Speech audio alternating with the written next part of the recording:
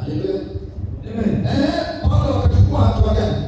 Akawauliza, basi mlibatizwa kwa ubatizo gani? Basi mlibatizwa na mambo yote yale pale kwa kizuri kinakuja.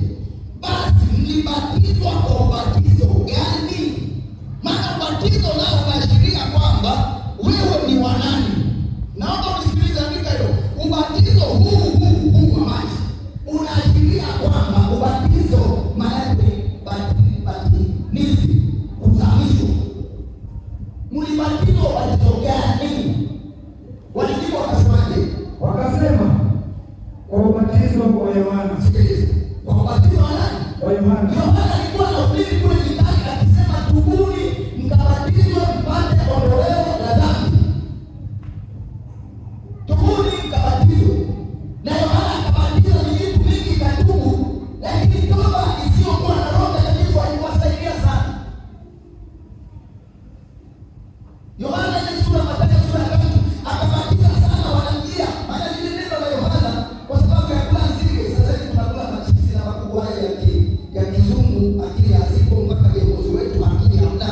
Ndio maana hatuna upako kama wakina Yohana. Yohana yuko kule Kitani na kula nzige na asali, lakini upako wake akihubiri ile neno linakuchoma.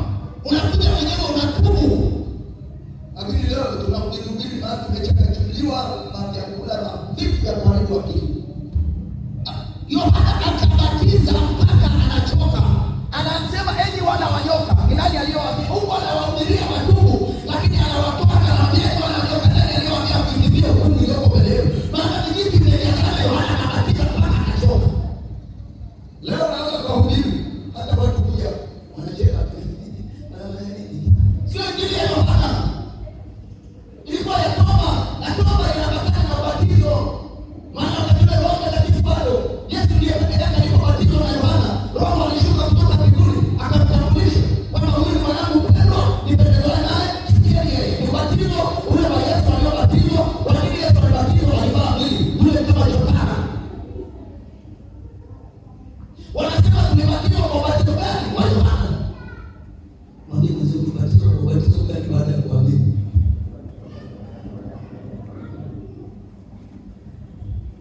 Sasa hapo ngoja mfafanue vizuri, maana hujaelewa chochote. Ndio maana unapolala mimi nakushangaa. Yaani nakushangaa huko kwenye ibada umekuja kule darasani. Hivi kweli kaona mtu darasani analala unamfanyaje kule kwenye taasisi yenu? Wakuta mtoto yuko analala tu unamfanyaje?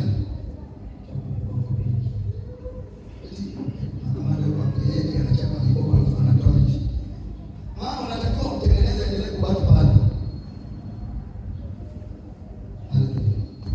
Naomba unapoingia kanisani, ndio maana tunapiga habari ya Roho Mtakatifu. Ndiye anaweza kukusaidia. Vinginevyo mwili unagongi na Mungu. Tutakwenda kama Mungu atatujalia na hili somo mpaka uelewe. Wasema tulibatizwa kwa ubatizo wa Yohana, ambao ni ubatizo wa maji. Lakini ubatizo usiokuwa na Roho Mtakatifu. Hapo ndipo nilipopata. Tutarudi pale kwenye kitabu cha nini cha Matendo ya Mitume 2 ile 38. Tuendelee ili mwarudishe kule. Paulo akasema, Yohana alibatiza kwa ubatizo wa toba. Ndio. Akawaambia watu wamwamini yeye atakaye kuja nyuma yake, yaani Yesu. Maana Yesu alikuwa hajaje. Wamwamini yule ubatizo wa Yohana ulikuwa kumwamini, maandalizi ya kumwamini yeye atakaye kuja. Sasa na wewe bado labda una maandalizi kwa yeye atakaye kuja. Maana kama ulibatiza ubatizo wa Yohana tu, ni maandalizi ya yeye ambaye atakaye kuja, lakini kwako hajaja. Ngoja usikilize kitu kitakachoendelea. Mstari wa 5. Waliposikia haya wakabatizwa kwa jina la Bwana Yesu. Unasikia? Leo hii unakwenda unashuhudia wa Sabato. Anakuambia mimi ni mwanafunzi wa Yesu, nimempokea Yesu, anakuambia ndio. Usimbabaike, mwambie sawa. Nenda naye pole pole. Mpeleke hapo. Kwamba umemwamini Yesu, na kweli watu wamemwamini Yesu kule Sabato. Na unajua maandiko atakukuta wewe mjini. Bwana Yesu asifiwe. Amen.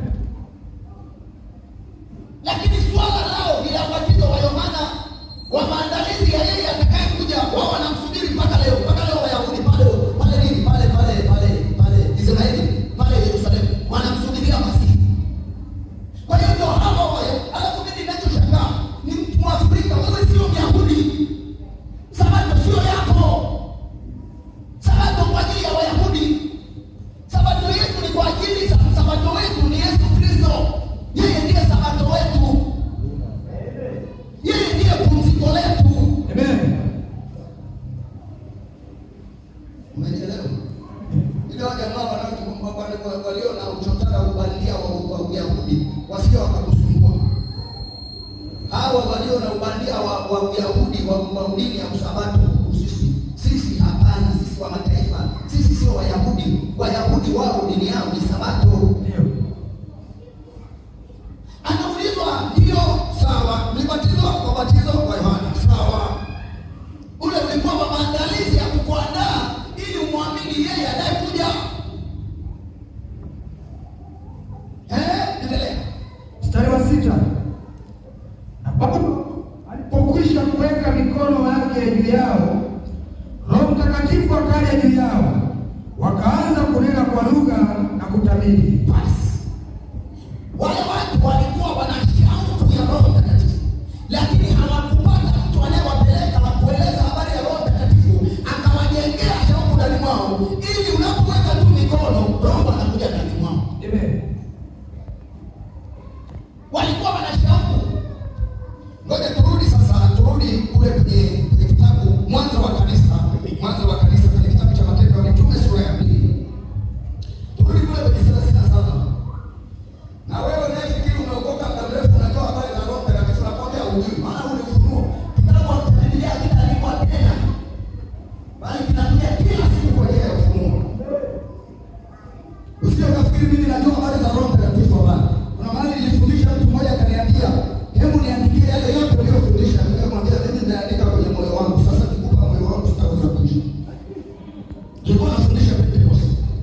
Na pale akanisumbua akaniandika tena kwamba niende akaniambia unijie na yale mafundisho uliyofundisha mwakani. Nikamwambia niliyafundisha akiwa kwenye moyo wangu. Mimi si mwandikaji sana kwenye vitabu, kwenye makaratasi.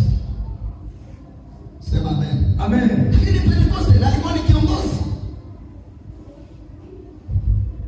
Ukienda website wako wa 37. Sasa turudi kuonyesha kitu kilichoko pale. 37. 37. Soma ule mstari wa 38. Petro akawaambia, tubuni mkabatizwe kila mmoja kwa jina lake Yesu Kristo. Basi, tubuni, sikiliza. Marekani walibatizwa kwa ubatizo wa Yohana. Sasa unapomwamini Yesu, unabatizwa kwa kupitia jina la Yesu Kristo. Wale watu walisema tulibatizwa kwa ubatizo wa Yohana kuzamishwa kwenye maji. Lakini kumbe kule hakumleta Roho Mtakatifu. Kwa sababu ulikuwa ni ubatizo wa nini? Wa kumngojea Yesu. Sasa Yesu ashakuja. Unabatiza kwa kupitia jina gani? Unabatiza kwa kupitia jina la Yesu Kristo. Amen. Wakabatizwa kwa kupitia jina la nani? La Yesu. Ndipo wanapokea kipawa cha nini? Cha Roho Mtakatifu. Katika kitabu cha Matendo ya Mitume ile sura ya 19. Walipopewa mikono, walipotubu, kwanza sikiliza. Hivi pale walitubu.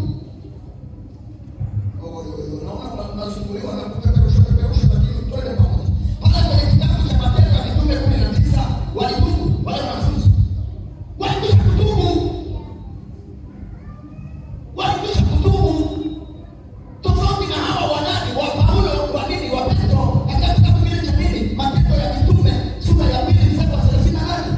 Wanaambiwa tubuni mkabatizwa kwa jina la nani? La Yesu, sio kwa Yohana sasa. Na ndio maana unapokuja pale kwenye kisima nikikubatiza wewe uliyetubu kwa kupitia kuondolewa dhambi na Yesu, ninakuambia umeokoka ndio.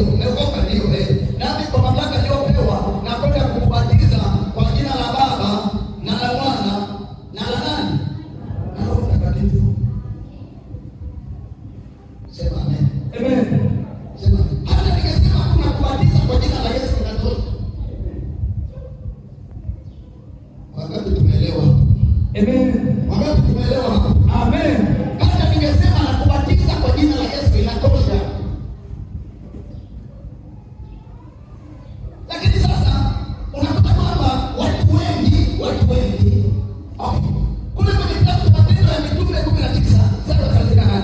Wale walikuwa wanafunzi. Ndio. Sawa na wewe ni mwanafunzi, lakini inawezekana hujapokea Roho Mtakatifu. Okay, sawa. Ngoja nikuonyeshe kitu. Unasema sijawekewa mikono ili nijaze Roho. Sio hivyo. Unajua shida ya kuto ukifikiri unajua kitu hiki. Amina. Ukifikiri unajua kitu, Mungu kila siku anajionyesha kwako kwenye maisha yako. Amen. Yaani ukifikiri unajua kitu hiki. Ngoja nikuonyeshe kitu. Hawa waliwekewa mikono na nini? Na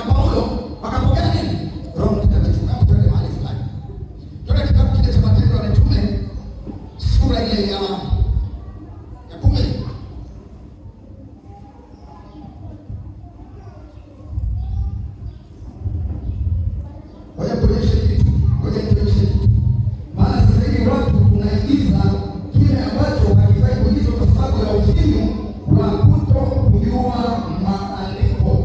Kwa kutokujua maandiko tunaingiza vitu hawajui kwamba Mungu yeye anaweza akafanya mabadiliko.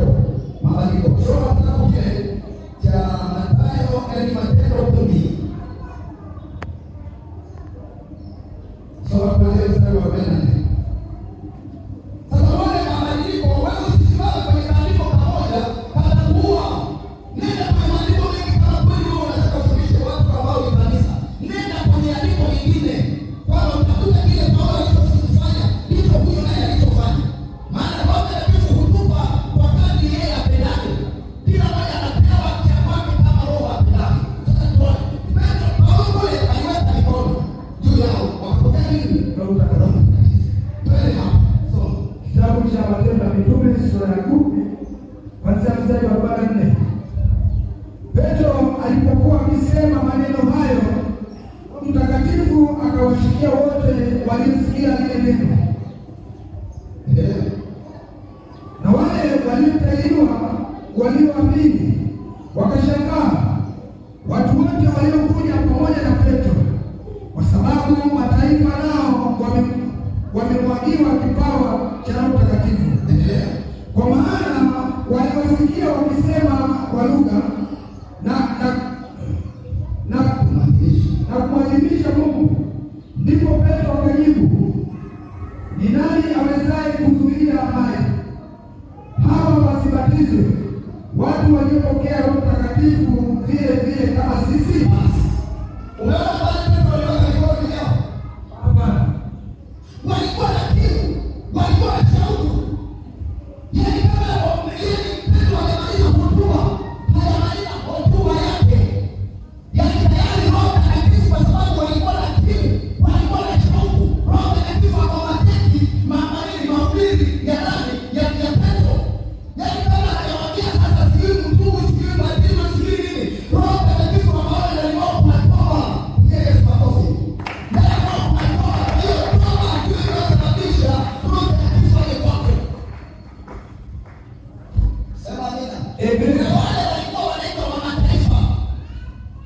Na hao waliokuja na Petro walikuwa wanaitwa watu wa tohara. Wakashangaa kama leo wa Pentekoste tunavyoshangaa. Ukiona Roho Mtakatifu anashuka kule msalani, Yesu makofi. Sio kwa mshahara kama wale. Wao walifikiri Roho Mtakatifu anafungiwa kwenye box. Hapana. Inategemea kitu ulionayo. Kwa hiyo kule Petro hajaweka mikono. Sema nini? Amen. Roho akashuka, watasikia wananena kwa nini? Kwa lugha. Watu gani wanaoitwa watu gani? Wa mataifa. Sema amen, amen. Amen. Umeonaje hapo? Hata kabla ya ubatizo, mimi nakwambia hivi, ubatizo wa kweli ndani yako ni ubatizo wa kumwamini Yesu. Ndio unakutambulisha hata kabla hujakwenda kwa ule ubatizo wa Yohana. Ubatizo wa Yohana ni kwamba nimekufa kwenye dhambi, ninafufuka katika kuishi kwenye haki. Na inawezekana usife kujafa bado ukafufuka vile vile na ukatembea vile vile, wala wewe sio maiti, ndio maana muongo, ndio maana mbea, ndio maana kanisani huji, maana wewe wala hujafa. Ulizikwa lakini umeshafufuka tena.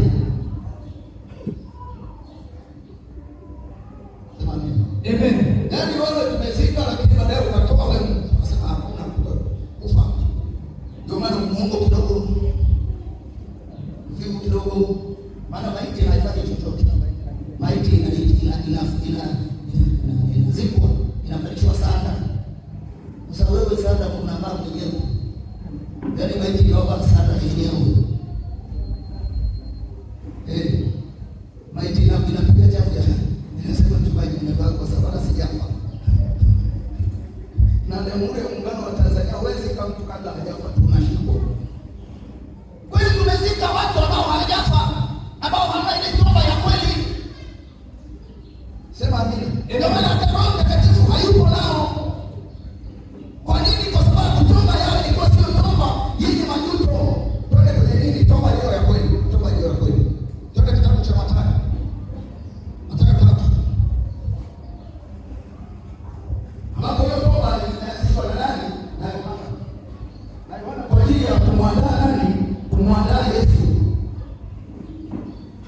Yeye alikuwa ni mwana maandalizi ya kumwandaa Yesu ili akija aingie mioyoni mwetu, ili aingie mioyoni mwetu. Sikiliza anavyosema kile kitabu cha Mathayo 3 mstari wa 8. Mstari wa 8. Basi zaeni matunda yapasayo toba. Zaeni matunda yapasayo toba. Yaani toba lazima iwe na matunda. Toba iwe na matokeo. Toba hii ya ondoleo la dhambi iwe na matokeo. Lakini leo kuna walokole ambao wana toba isiyokuwa na matokeo. Amen. Hello. Amen. Toba lazima izae matokeo. Amen. Tubuni. Hiyo toba yenu yabatane na matunda na maisha mnayoyaishi.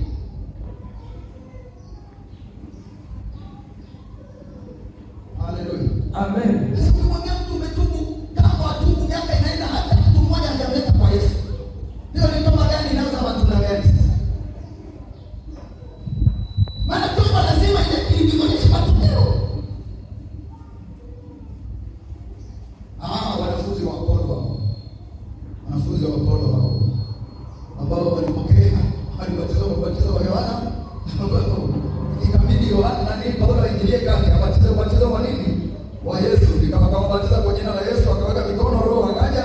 Wale jamaa walifanya kazi kweli. Walifanya kazi kweli. Wale ambao ndio maana unakuta nisikilize sasa nikupe ufunuo. Nikwambie kwamba hujui kitu kama utulie. Maana unaweza kufikiri kwamba Roho Mtakatifu atakwambia kitu chochote. Twende kitabu cha Wakorintho.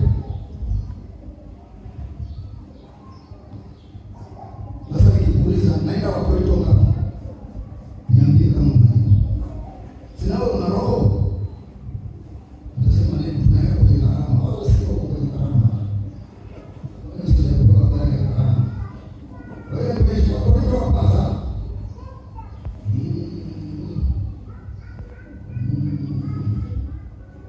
Wakorintho wa kwanza. Okay. Sura ile ya pili